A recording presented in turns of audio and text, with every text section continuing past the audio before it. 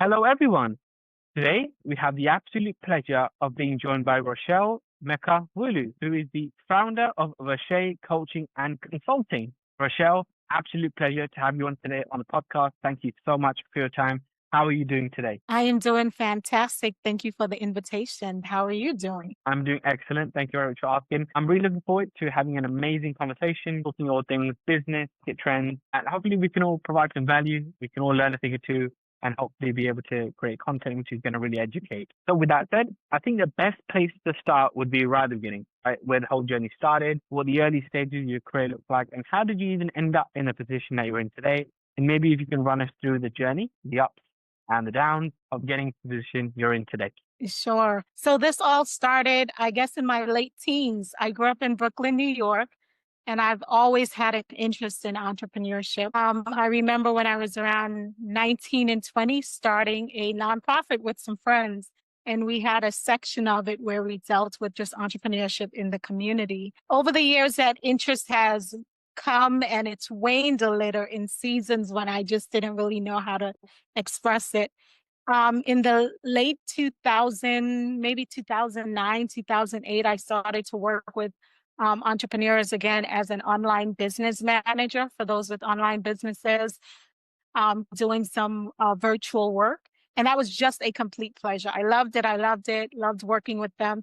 Still didn't know what I wanted to do with it. Didn't know that I wanted to make it my own thing. So I went away from that for a couple of years and I came back and I started again. But I've always been the go-to person, Harris. Whenever someone has an idea and they need to noodle it out, they need to say, how do I get from A to Z? I've always been that person. That's just an interest of mine. I love to see people fulfill their visions and their dreams. I guess it was maybe around let's say 2020, 2019, I started working with a friend on a plant-based meat product. So I worked with her as the chief operating officer for a company called New Breed.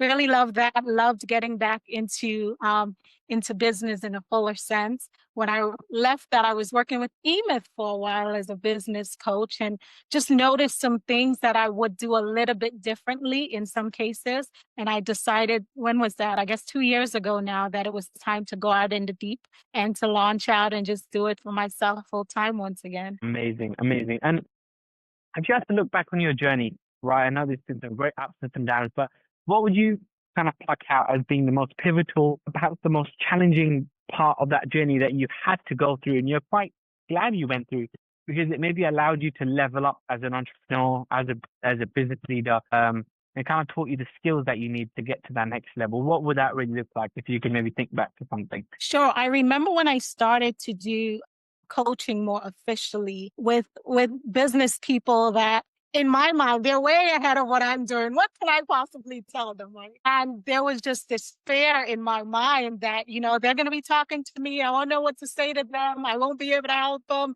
And they'll know that I'm a fraud. And I remember the first individual that I actually began to coach with, I think his company was maybe 1.2 million in gross annual revenue.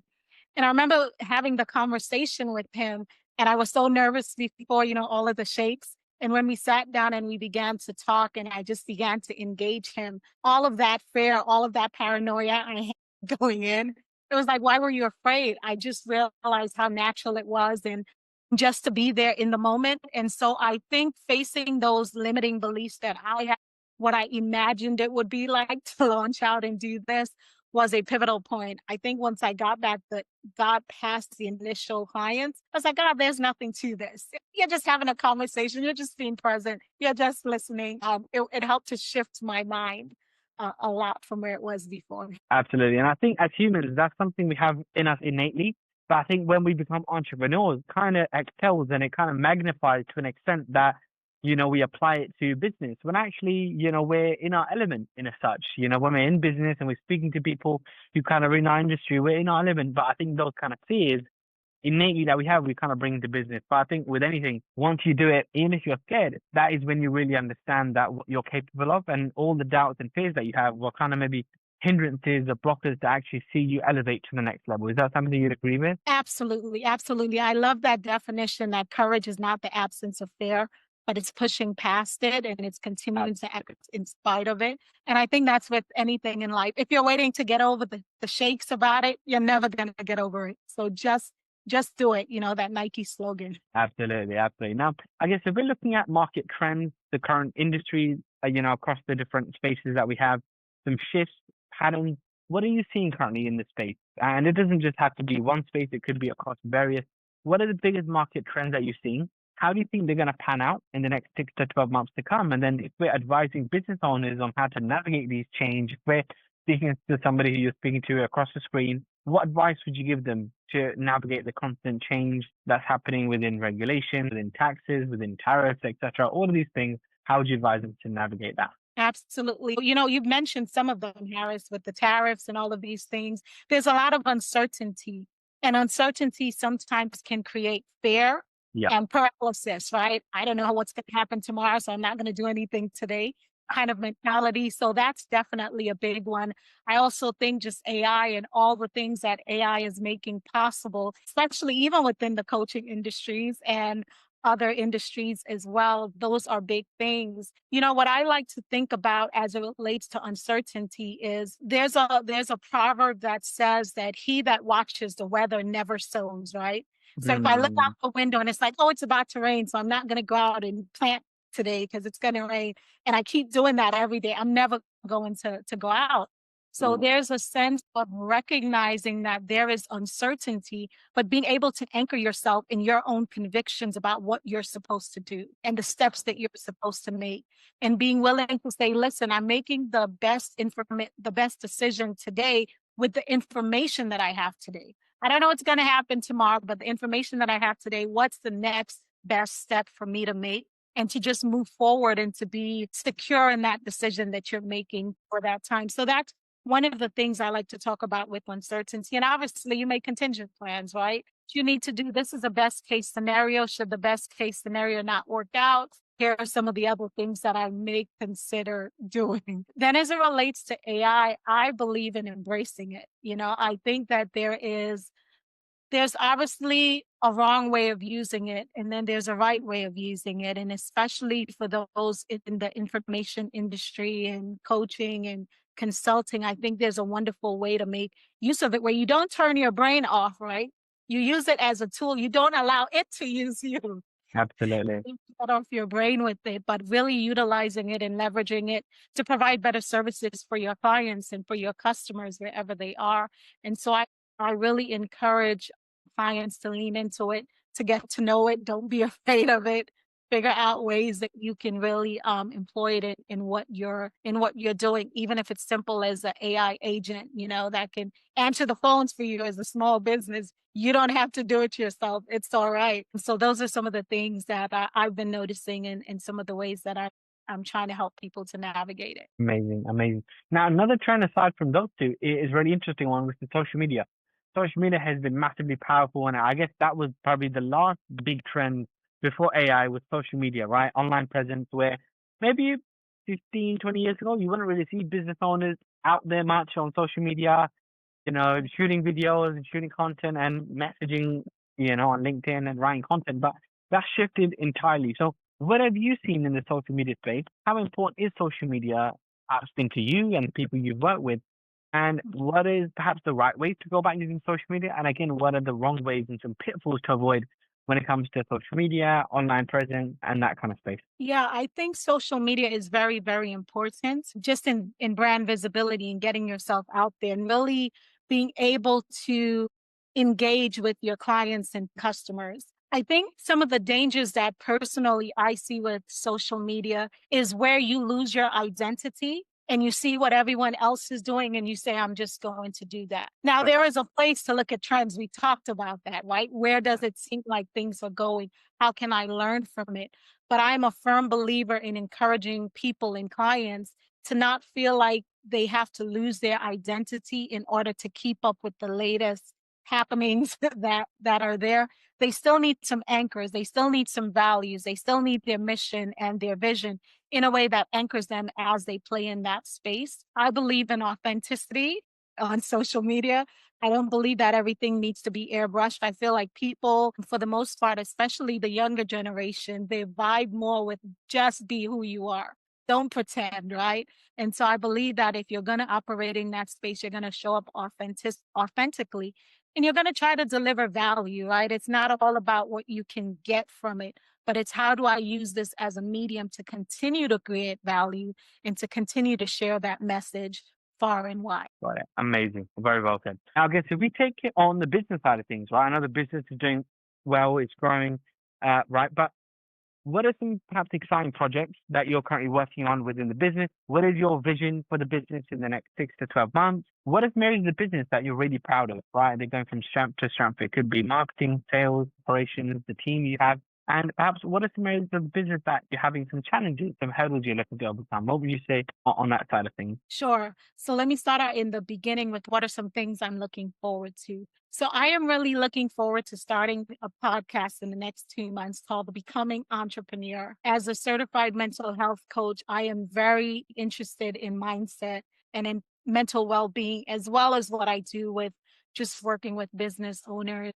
And I really realize that most entrepreneurs, this is a harrowing journey, Harris. Can we agree to that? Yeah, It's not a sprint, it's a marathon, and it takes everything, right? And so I really love the idea of creating a space where we can talk about the good side as well as the negative sides of what it means to build and to be a creator and to journey through this. And so I'm really excited about exploring that and how are people becoming, how are they growing, how are they developing, both on the good and the bad side, right? Because sometimes absolutely. it can bring out the worst in people as well. So that's something that's really exciting that I'm looking forward to. The rest of the questions was what Some areas of the business that you're having are going really well, right? From strength to strength. It could be sales, marketing, the team you have, the clients you work with, and some areas of the business that perhaps having some challenges, some hurdles you're looking to overcome. And again, it could be sales, marketing, etc. What would you say to that? So one of the things that's going very well is clarifying my message. It's been, I think sometimes when you're first going and you're starting to really find your footing just in any business, sometimes there's not a definite certainty of what you're hitting, what you're aiming at, right? And success in any line, Harris, demands a definite aim. You need to know what you're hitting at. It's like a person starts out and they have all of these potential target audiences, and you're like, no, go after everyone. But let's really drill down to who you're really meant to serve. And so I think that for me right now, I'm in a place where I feel like my messaging is getting stronger and I'm able now to more easily connect to the people that I know that I can deliver the most value to. Development as a leader too. I'm becoming a better leader with just managing the individuals that are working for me. That's a big thing. In the beginning, I think there's sometimes a tendency to either be too compassionate or you're too hard. And I think that I'm really learning how to get people excited about the vision so that they want to work, so that they're owning the company like it's their company, and they're willing to do whatever is necessary to help to make sure that it's a success. To me, that's huge because people are everything. No matter what the vision you have, you're never going to bring it into fruition if you're doing it by yourself. You just can't. It's like there's an African proverb that says it takes a village to raise a child. Yes, And in a reality, a business is a child, right? absolutely. It takes a village. And so I just love that I've grown now in just really motivating individuals. So the other part that I'm working on now, most of my clients when I first got started was just word of mouth. I wasn't doing much marketing, any marketing at all, let's be real. And so now I'm in the space where, okay, I'm getting out there doing more marketing. Okay, this is working, this is not working, and finding my voice. So when I mentioned about when you're going on social, not like, what is everyone doing? Let me do that. I've had to go through that most recently. What is my voice? No, I'm not that person. I'm Rochelle. How do I want to show up in this space? And so navigating that and really making sure that the essence of who I am and what I want to do for my clients is clearly communicated. It's the next hurdle that I'm working through now. Amazing, amazing. And I guess, what does the future look like? Right, I know you've got some big goals on the vision board. Are they metric based? Are they impact based? If we're talking the next 6 to 12 months, what do you want to really have feel as though you've achieved, and then you're going to be proud? And then if you look beyond that, maybe 3 years, 5 years, 10 years and beyond, what kind of legacy or impact you want to leave behind with the work you're doing and the clients you're working with, the communities you're sort of serving? What kind of impact you want to leave behind? Definitely. So part of the excitement now is my business model is that I offer coaching, so strategic conversations about growing as a leader. What is your aims? What are you trying to accomplish? What does success look like for you? But then there's an operational aspect to it. Because with working with especially small business owners, I recognize that you're still very much the doer in the business, right? Yeah, You're yeah, the one that's doing a lot. And even when you have hired people, there's not an easy way of delegating. There's all of yeah. these years that are there. And so I also supply my clients with operational support. There's actual deliverables that I will take off their plate with my team to help them to work on. So in the next few months, I'm really looking forward to growing that model. I want to have some additional coaches that are available to work with clients for the strategic conversations. But I also want some more operational analysts, and the ops people are the ones that will say, okay, you've had a great conversation with the coach. Now here's time for the doing, and here's what I'm going to do. Maybe you need to have someone new join the team. We can handle the hiring process for you. We'll do some of the interviews. So I'm really looking to grow that so it can be a robust support for entrepreneurs. Some of the things that I look at in terms of success, obviously stable income is super big, right? I want to grow year over year because, in my mind, money's a tool that makes other things possible. There is a desire that I have to really be able. So you should know also, Harris, I like to work with faith-based businesses as well. My faith is extremely important to me. And so there's a desire to really leverage entrepreneurship out to have community impact. Growing up and helping people, again, I grew up in Brooklyn. We weren't wealthy, and seeing people struggle, I began to say to myself, wow, if people can just learn how to maybe run their own businesses and how to really survive and thrive in that way, then they know how to fish, right? They're not always asking for fish. They can become producers and they can hire people. So in the future, I would really love to have a nonprofit that's able to work with communities that want to do things with business, some free training people can go through, maybe even doing some angel investing. My mind goes very big so that we Amazing. can see some of these things started and really help people to help themselves. Awesome. That's amazing. I'm really excited for that and to see that. But what I want to say is I think this is going to help a lot of people. Right? What is the biggest piece of advice you've ever received from somebody? It could be a family member, teammate, could be colleague, client, mentor even. Biggest piece of advice you've ever received, or the biggest lesson you've had to learn in your journey that if somebody is listening in and they really take it in and they take action on it, they're going to start to see some really positive results and moving towards the right direction. What would you say that could potentially change the trajectory of their life? So I would say go forward. And that comes from the Bible. To me, the Bible is one of the best business books, hands down. And there's a story in it where the children of Israel were leaving Egypt and they were at this Red Sea and they're like, I don't know what to do, right? And the word that came down was, you need to go forward. I think for me, I'm a recovering perfectionist, I like to say, and there's always a need to make sure everything is perfect, everything is tied up. I've dotted all the I's and I've crossed all the T's, and there's a place for that. But I want to encourage whoever is listening to go forward. You do the best that you can with making the plans that you need to make, but then go forward. Don't wait to have a better day. Don't wait for all the resources to be available. Don't wait to stop being nervous. Don't wait to figure it all out. Just go forward, because part of what happens is as you're going forward, you're gaining experience, and experience is teaching you more than just reading a book or analyzing it in your mind can ever do.